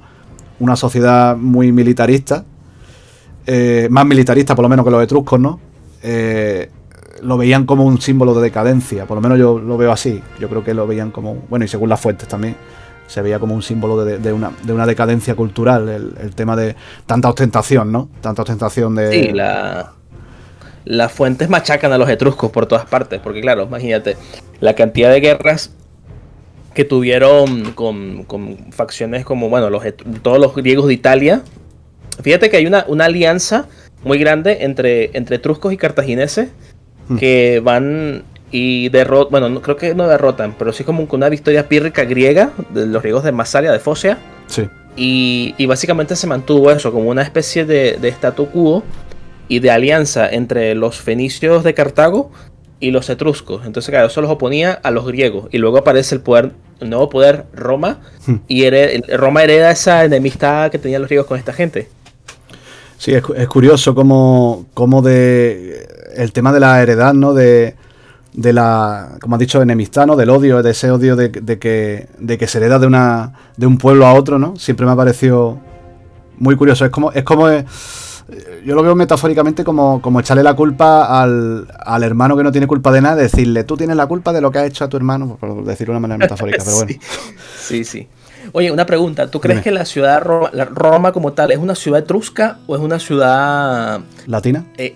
etrusca con, no, o sea, sí, latina con influencia etrusca. ¿Cómo lo ves? ¿Cómo ves ese tema? Porque acuérdate que por lo menos Rómulo es un personaje casi mitológico o mitológico entero. Rómulo y Remo, ¿no? También, ¿no? El hermano. Sí. Remo. Sí. Yo lo... la pregunta... Vaya preguntas que me hace. Perdón, la tos. Yo veo Tranquilo. que la ciudad... Es que me has dicho que si la ciudad es de ascendencia etrusca, bueno, evidentemente tendría... la ciudad tenía, según la fuente, ¿vale? No según lo que yo digo. Tenía mucha influencia, tuvo mucha influencia etrusca, pero... Para mí Roma es una amalgama de... O sea, es que también depende de la época, pero después también, por ejemplo, con la guerra samnita, que por cierto, los samnitas es un pueblo que me fascina también, un pueblo itálico que me fascina. También tiene influencia samnita, sobre todo en el ámbito militar, ¿no? Ya sabemos que los samnitas era un pueblo bastante militarista también, que por eso también me fascina. Sí. Tiene mucha influencia, evidentemente, muchísima influencia griega. Pero eso que dices tú, ¿que aparece en alguna fuente o algo del tema de que... Es que... Lo que pasa es que, sí. Fíjate que la fuente Tito Livio, por ejemplo, te dice que habían 3 tribus principales en Roma, que eran los Tiquies, los Luqueres y los Ramnes. Entonces, supuestamente los Ramnes serían de origen latino, los Luqueres son de origen etrusco, y los Tiquies creo que son de origen sabino, si no me equivoco. Entonces Sabino, era otro como pueblo itálico. Sí. Sí, como la unión de las 3 culturas. Sí. Y entonces, claro, después yo investigando más el tema de la época monárquica, fíjate que hay el Servio Tulio es hijo de es hijo de etruscos y de griegos, de un griego llamado Demarato. Entonces, claro, yo veo que entre líneas, ¿no? Entre el relato mitológico y cuasi histórico, hay un fondo de verdad, y es que, claro, Roma se encuentra en la mitad de la influencia, o sea, la mitad de Italia, con la influencia etrusca a tope en el norte y con la influencia griega a tope en el sur. Entonces yo creo que también esa es una de las cosas que sentencian a Roma al éxito que tuvo precisamente por tener esas 2 influencias tan cerca. Yo creo que evidentemente, a la pregunta que me ha hecho antes, que influencia... Tal como has dicho, de hecho has dicho influencia latina, influencia etrusca, y después has hablado de un personaje de Marato, ¿no? De que era de ascendencia griega, ¿no? De Corinto. De Corinto, claro, griego. Y entonces yo creo que influencia tuvo de... O sea, Roma es una amalgama, yo lo veo como una amalgama. Evidentemente hablamos de periodo monárquico, incluso de republicano temprano, pero es que Roma es una amalgama de los pueblos que se enfrentó. Verdaderamente, él escoge no siempre lo mejor, pero casi siempre lo mejor en el tema tanto militar como cultural, y también incluso, por ejemplo, arquitectónico, ¿no? Y evidentemente Roma es coger los detalles de cada cultura, lo mejor de cada cultura, amalgamarlo como si fuera un cemento, ¿no? Como si fuera un cemento, una masa, una mezcla, y mejorarlo. Yo es que lo veo así, lo entiendo así. Puzzolana. ¿Cómo? Sí. Como si fuera la puzzolana, el cemento hormigón romano. Sí, lo famoso que siempre sale en los memes y demás, de que también, por ejemplo, hablan de la tiene un nombre ahora mismo, no me acuerdo, tú te acordarás, de las carreteras romanas, y que ahora antes se construían, o sea, el Imperio Romano los construía muy bien y demás, bueno, Imperio y República, y que ahora las vías son una mierda, ¿no? Por hablar claro. Sí, bueno, es que imagínate, todo lo que consumimos tiene obsolencia programada. Pero Roma no le hizo obsolencia programada a ninguna de sus construcciones. Claro, lo hizo para la eternidad. Para la eternidad, para que funcionara siempre. Claro. Y hay muchos ejemplos de eso en la península ibérica. Fíjate el caso de Lisboa, ¿no? Que la Vía de la Plata. Lisboa hay una... ¿Cómo? La famosa Vía de la Plata, que atraviesa lo que es la península ibérica. Que no pasa por mi ciudad, por cierto. Si no me equivoco. Bueno, iba a decir una barbaridad, no me acuerdo por dónde. Pasa por el centro, pasa por el Tajo, pero no pasa por mi ciudad. No sé si pasa por Sevilla, ahora mismo no me acuerdo, debería mirarlo. Voy a decir algo y me voy a equivocar, así que prefiero cuando no tengo una certeza de algo no decirlo, pero sí te digo que se llama Vía de la Plata y pasa por el Tajo. Si me equivoco, por favor, hay alguien en comentarios que lo diga, porque yo no recuerdo bien, pero bueno, se llama Vía de la Plata.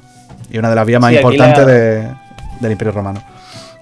Aquí lo estoy mirando, dice, dice, sí, Vía de la Plata, parte, o sea, pasa por allá por Galicia, ¿no? Dice Sí. Santiago de Compostela entre medio y termina en Cádiz. En Cádiz, vale, pues Cádiz es una provincia, para el que no lo sepa, que está hace frontera con la mía, con Málaga. Está Cádiz, y que Cádiz es la antigua Gades, Fenicia, la famosa Gades Fenicia, bueno, y después, Gadir, Gadir, y después sí. Gades romana.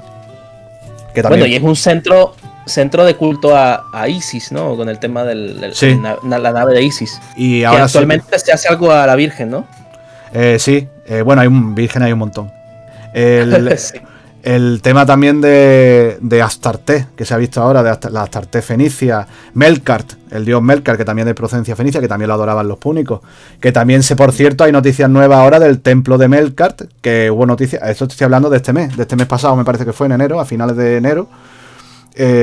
Hubo noticias con el tema del templo de Melkart en Cádiz, y bueno, están ahí había un revuelo con el tema de con los arqueólogos, ¿no? E historiadores que algunos difieren. Unos dicen que el templo de Melkart, que bueno, eso es súper famoso en la fuente grecorromana, y otros dicen que no. Y bueno, ahí hay pero bueno, se están sacando cositas interesantes. Bueno, también la famosa Tarteso. También está ahí el tema, porque no se sabe si es Gades, si es Huelva, si es incluso mi ciudad, que también la han propuesto Málaga, han propuesto Extremadura, que ya sería otra comunidad autónoma. Y bueno, por cierto, mi ciudad, ya, no creo que te lo he dicho ya, pero bueno, ya que voy a hablar un poquito de mi ciudad, fue una de las ciudades, de las primeras ciudades de la península ibérica fundadas por los fenicios, Malaca, que después era Malaca romana, por cierto. Exactamente. Mainaque también estuvo aquí, que por cierto, esto también fue colonia griega, que me gustaría decírtelo porque yo sé que eres muy amante del mundo griego, ¿no? Sí, sí. Y fue, no solo hubo una colonia fenicia, sino también hubo una colonia griega que se llamaba Mainaque. Con K. Mainaque. Sí, exactamente. Y me imagino que sería de griegos de Focia, ¿no? Exacto, focenses. De Focia, Masalia. Exacto. Que fueron los focios precisamente que, siguiendo un oráculo, fueron a Éfeso y llevaron el culto de la diosa Artemis hacia lo que sería la Galia. Bueno, sí. Su intención inicial era quedarse en Córcega, pero justamente fue la batalla esta de Lalia contra etruscos y fenicios, y tuvieron que irse de allí a... Esa batalla es increíble, a la gran hombre. Sí. La de Alalia, me encanta esa batalla. Sí, y luego también tenemos otra batalla entre también griegos de Siracusa en esta ocasión y etruscos en la batalla de Cumas. De Cumas. Que justamente se ve esos dos mediterráneos, ¿no? El Mediterráneo fenicio y el Mediterráneo griego, disputándose quién se quedaba con las mejores rutas comerciales. Súper interesante. Y hubo otra entre púnicos... Bueno, púnico y griego, igual que la de Alalia, que fue entre púnico... fue entre púnico y griego, que se usó por primera vez. Fue en el 480, batalla de Himera, ¿puede ser? Himera, sí. En Sicilia, en la actual isla de Sicilia. Por el control griego, ¿no? Púnicos, los púnicos querían, ya sabes, arrebatar el control a los griegos de la sí, exactamente, en el 409. 409, pues yo he dicho 400, se me ha ido la olla. Vale, pues se usaron muchos mercenarios hispanos. O sea, no hispanos romanos, evidentemente, íberos. Tanto íberos como celtíberos, y también los famosos honderos baleáricos, los baleares. Los famosos honderos baleares se usaron en grandes cantidades en esa batalla. De hecho, creo que fue una de las primeras. No la primera, pero una de las primeras, y con un rotundo éxito ante el enemigo, ¿no? Ante los adversarios. Muy curioso. Grandes guerreros esos íberos. Dime. Grandes guerreros esos íberos y grandes orfebres. Sí. A mí personalmente me fascina. Bueno, también los celtíberos también me fascinan. Aunque bueno, son más bárbaros, ¿no? Entre comillas, los celtíberos eran más bárbaros que los íberos, que tenían mucha influencia orientalizante, tanto de fenicios y después púnicos. Y también después tuvieron también mucha influencia griega en el sudeste peninsular, o sea, en el sur y el este peninsular, en todo lo que fue el sur y el levante, ¿no? El levante peninsular, que se llama, desde lo que es la actual Cataluña, bajando hasta la zona de la actual Murcia, Andalucía, ¿no? Pues prácticamente hubo un montón de pueblos íberos, diferentes tribus íberas, porque estaban divididos, pero con una cultura que evidentemente, entre comillas, bueno, según griegos y romanos eran bárbaros, pero tenían una cultura bastante avanzada. O sea, no digo que tuvieran grandes ciudades, aunque algunas había, de cierta entidad, pero no se podían comparar las ciudades griegas y romanas de la época, evidentemente. Pero sí es verdad. Pero comparado con los galos de la Galia, exacto, los íberos eran punteros. En eso sí, es verdad. Y aparte también la orfebrería, como bien has dicho, la espada íbera, que ya y celtíbera. De hecho, Roma sabe bien de eso, y si quiere hablamos del tema. Los mismos romanos la adoptaron. El Gladius Hispaniensis, que se llamó, ¿no? Bueno, ahora te iba a decir, porque también tengo un vídeo exactamente hablando de la famosa falcata, que por cierto hay mucho mito con la falcata íbera, porque los celtíberos de la península, por ejemplo, vamos a poner los numantinos, no usaban la famosa falcata íbera. La falcata íbera la usaban los íberos, no los celtíberos, porque en el mito colectivo que hay, eso es un poco leyenda rosa también con el tema de la falcata, que ponen a la falcata como que la usaban los celtíberos y los íberos. No, la falcata es básicamente una copia, o una más que una copia, una adaptación del copis griego, ¿vale? De la majaira y del copis griego. La majaira es más antigua. Que a su vez también es una influencia del Kopech egipcio. Exacto. Pues a eso quiero ir. ¿Cómo estamos otra vez yendo al mismo tema de las famosas leyendas, ¿no? Tanto rosa como negra, con el tema de los íberos, que muchos dicen, no, los íberos eran invencibles. No, los íberos no eran invencibles. Los íberos estaban divididos en 1000 tribus. Los íberos eran belicosos, la mayoría, porque eran belicosos. Lo mismo se peleaban con el vecino, que se reunían para pelear contra el invasor. Incluso muchas veces eran capaces de aliarse con el invasor, digamos invasor conquistador, ¿vale? Vamos a decir, romano o púnico. Ahí acordó la tribu del lado y le iban a pegar a la tribu del lado juntos. Y eran grandes mercenarios, estaban considerados de la mejor infantería pesada, de la mejor infantería ligera en el mundo antiguo. También tenían una caballería muy, muy potente, tanto ligera, normalmente ligera, porque pesada no era la caballería ligera. Eran grandes escaramuzadores y demás, pero después, evidentemente, pues esos litigios entre tribus pues hacían que no pudieran ser, digamos, una civilización unida. Eran tribus culturalmente parecidas, aunque los celtíberos tenían, ya sabemos, una diferencia, o sea, culturales, muy culturales con los íberos, porque tenían esa raigambre celta, ¿no? Que por cierto es un tema que yo hablo bastante y me apasiona bastante. Sí. Pero bueno, en el tema, lo de la espada, la espada que llevaban los celtíberos, la mayoría por lo menos, evidentemente muchos celtíberos tenían también mucha influencia íbera, no solo celta, por eso es el celtíbero, el nombre. Algunas tribus celtíberas sí usarían, las que estarían más pegaditas, ¿no? Digamos, geográficamente, geopolíticamente a las tribus íberas, pero las que eran más del interior peninsular, pues muchas de ellas estaban muy celtizadas, ¿no? Eran prácticamente celtas, y esas usaban una espada de doble filo que era, te iba a decir el nombre y se me acaba de ir de la cabeza. No sé si tú, porque tú lo tienes que recordar, o si quieres lo buscas en un momento, porque no me acuerdo ahora mismo el nombre de la espada esta, que fue la que adoptaron los romanos y hicieron el Gladius Hispaniensis, porque hay mucha gente, acá a lo que voy, que piensa, muchos amantes del tema, ¿no? O estudiosos estudiosos no, porque el estudioso evidentemente lo estudia, pero muchos amantes del tema piensan que estas espadas o sea, el Gladius Hispaniensis, perdón, estaba adaptado de la falcata íbera, y no era así. Estaba adaptado de la espada que usaba. La espada de antena era una espada de antena que usaban los celtíberos. Eran una espada de antena no atrofiada como la que usaban los galos, una espada de antena bilobulada, creo que se llama, que es con dos lóbulos, con dos circulitos. Bueno, si quieres, en otra ocasión pasamos fotos, lo que sea. Pero puedes buscarlo. Debes saber de eso fijo, y el detalle hasta de cómo se hace actualmente. Aleación de historia. Sí. Lo sé. De hecho lo conozco de hace bastantes años. Y vi que le hiciste una entrevista y me encantó, que la vi, por cierto, enterita.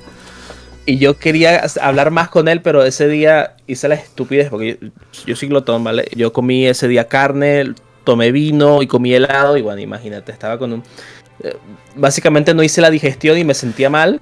Y la entrevista probablemente iba a durar 3 horas y duró 1 hora y media, creo, o 2 horas, algo así. fue jodido, pero quiero volver. Ya le dije a él, pues a mí me encanta, tío, su contenido me encanta. Sí, me fascina. Yo le dije, mira, después del tema este de Warhammer 3 y después de cerrar con febrero todo lo que tengo pendiente, para marzo quiero que vuelvas conmigo. Oh, qué bien. Yo estaré, en una de esas podríamos juntarnos los 3. Vale, de acuerdo. Yo no estoy tan puesto en el tema, ya te digo. De hecho, no me acuerdo ni el nombre de este tipo de espada. No me acuerdo el nombre. O sea, una espada de antena, que eso casi todos, por lo menos los aficionados a la historia lo conocen. Pero no recuerdo bien, tiene un nombre. pero bueno, este hombre lo sabrá seguro, el de Aleación de Historia, que no sé cuál es su nombre real, pero lo sabrá seguro, evidentemente. De hecho, seguramente habrá hecho alguna, ¿no? No lo sé, pero armadura sí sé que hace un montón. Panoplia. Esa espada de antena que tú dices tiene sus raíces incluso en la civilización esta, la cultura de la Atene. La Atene, exacto, la celta de la Atene. La Atene, algo así se escribe, ¿no? Sí. En francés. Sí, exactamente.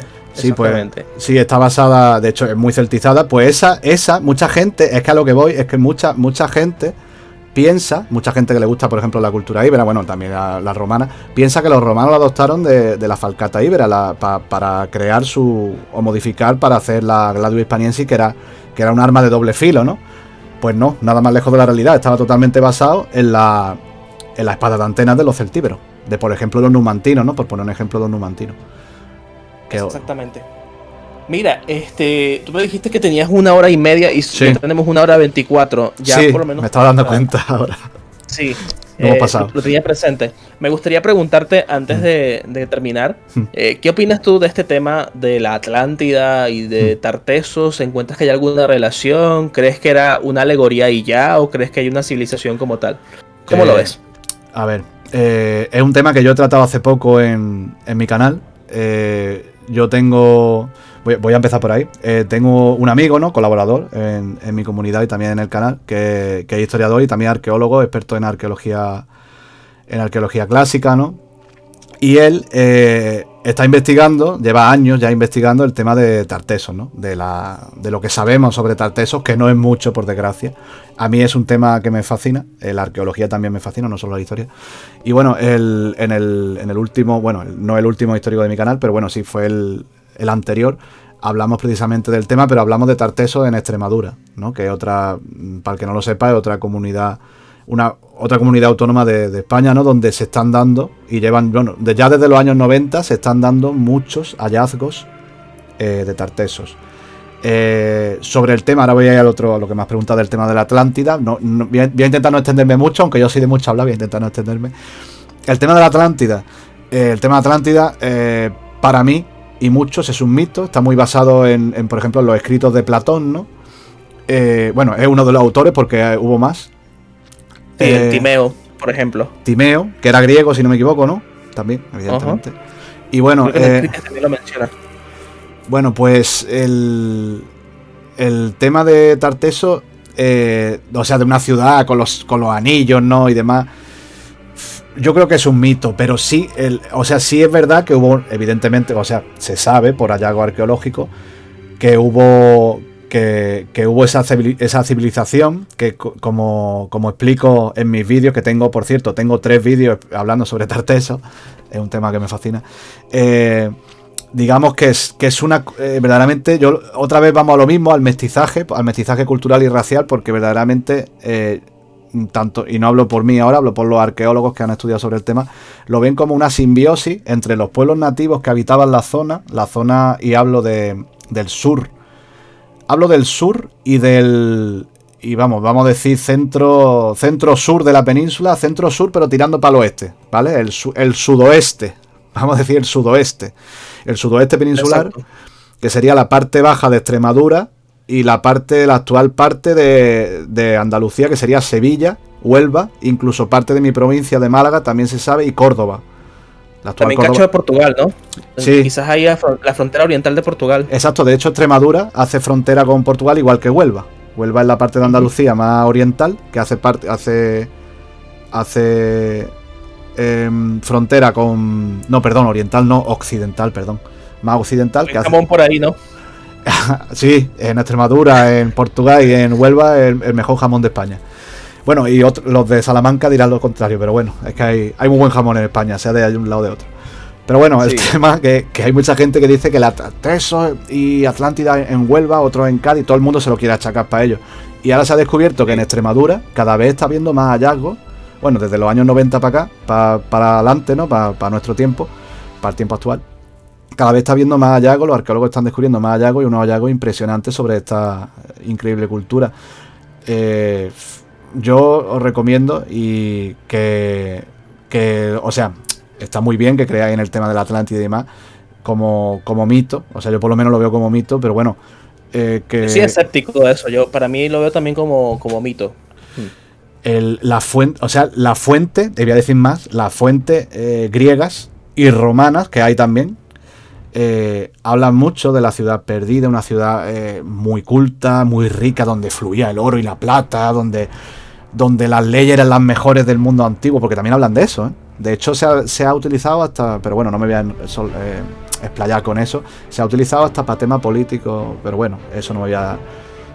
Para tema como diciendo que la zona, que Andalucía fue lo más culto y lo más... Y en eso yo difiero totalmente, pero bueno, ya sabes, adaptarlo una civilización antigua a los tiempos modernos para nacionalismo, incluso provincialismo, ¿vale? Una cosa que yo veo ridícula en el tema histórico, pero bueno.